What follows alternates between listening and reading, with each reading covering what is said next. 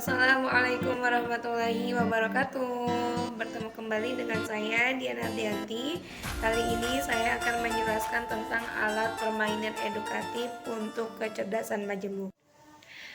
Baik, yang pertama saya akan menjelaskan terlebih dahulu pengertian dari kecerdasan majemuk. Nah, jadi kecerdasan majemuk itu adalah bentuk-bentuk dari jenis kecerdasan. Karena kecerdasan itu sangat banyak. Jadi kecerdasan itu tidak terbatas pada seseorang bisa atau mampu pada hal matematika ataupun logika saja. Karena kecerdasan itu sangat banyak. Nah, adapun menurut Gartner, kecerdasan itu bisa diartikan sebagai kemampuan di mana seseorang dapat menyelesaikan masalah dalam kehidupan sehari-harinya, ataupun kemampuan di mana seseorang itu bisa menghasilkan persoalan-persoalan baru, mana persoalan baru itu bisa dia selesaikan, terus bisa dihadapi seperti itu. Lalu kemampuan seseorang bisa menciptakan hal-hal baru gitu, yang mana hal-hal baru itu dapat menimbulkan penghargaan untuknya seperti itu. Artinya kecerdasan majemuk itu adalah bentuk-bentuk kecerdasan yang bisa berkembang pada setiap seseorang melalui kebiasaan-kebiasaan yang biasa dia lakukan seperti itu. Oke, yang kedua adalah tentang jenis-jenis kecerdasan majemuk. Nah, jenis-jenis kecerdasan majemuk ini ada 8. Yang pertama adalah kecerdasan linguistik. Nah, kecerdasan linguistik ini kecerdasan yang berhubungan dengan membaca, berbicara, berargumentasi, berdebat. Artinya kemampuan yang dimiliki dalam kecerdasan linguistik ini adalah seperti membaca, menulis, berbicara, menyimak seperti itu. Yang kedua adalah kecerdasan matematis logis. Nah, kecerdasan matematis logis ini berkaitan dengan kemampuan seorang dalam mengenal angka-angka, logika. Artinya kemampuan yang dimiliki dalam seseorang yang memiliki kecerdasan matematis logis itu dia pandai berhitung, terus bisa berpikir secara logis, lalu dapat memecahkan masalah seperti itu. Selanjutnya adalah kecerdasan visual spasial. Ini berhubungan dengan seperti bentuk, ruang, atau gambar. Maka kemampuan yang ditunjukkan dalam seseorang yang memiliki kecerdasan visual atau spasial ini adalah dia senang menggambar, dia bisa menggambar, dia pandai mendesain, dia pandai membuat sesuatu seperti membuat bentuk-bentuk patung.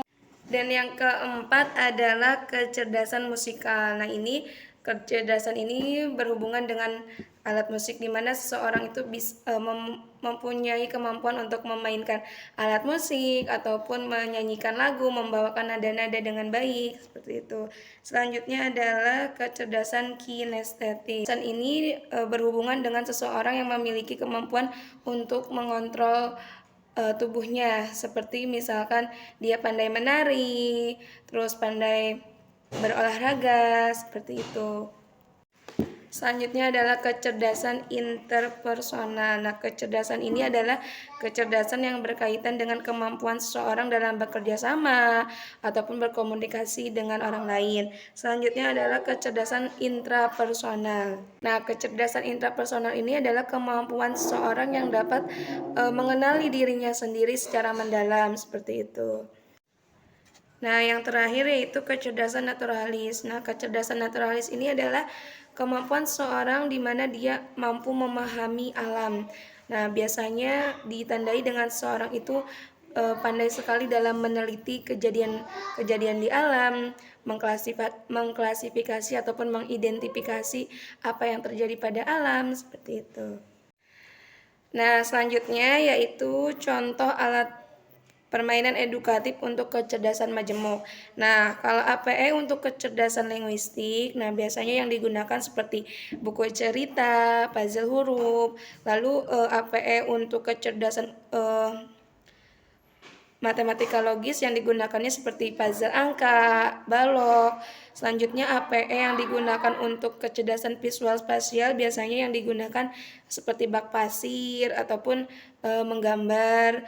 Lalu selanjutnya APE yang digunakan untuk kecerdasan musikal adalah yang berkaitan dengan musik seperti alat musik. Nah, jadi untuk menstimulasi kecerdasan musikal, nah biasanya anak menggunakan alat musik seperti rebana, gitar, ataupun alat organ lainnya. Selanjutnya, APE untuk kecerdasan kinestetik. Nah, yang biasa digunakannya seperti perosotan, jungkat-jungkit. Nah, lalu APE untuk kecerdasan interpersonal. Nah, artinya kalau interpersonal artinya seorang anak dilatih untuk berkomunikasi, untuk bersosial dengan orang lain. Maka APE yang digunakannya adalah seperti balok, terus atau permainan yang membutuhkan satu orang ataupun dua orang lebih, seperti ular naga, petak umpet, main galah santang, seperti itu. Nah, selanjutnya APE untuk kecerdasan intrapersonal. Nah, di sini adalah yang biasa digunakannya seperti cermin, di mana si anak akan berkaca untuk mengenali dirinya sendiri. Maka APE yang digunakannya adalah cermin. Nah, selanjutnya adalah APE untuk kecerdasan naturalis.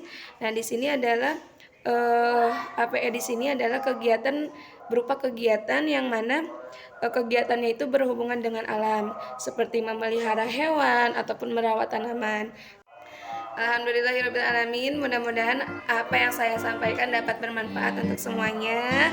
Terima kasih. Mohon maaf bila ada kesalahan. Wassalamualaikum warahmatullahi wabarakatuh. Jangan lupa like dan subscribe. Makasih.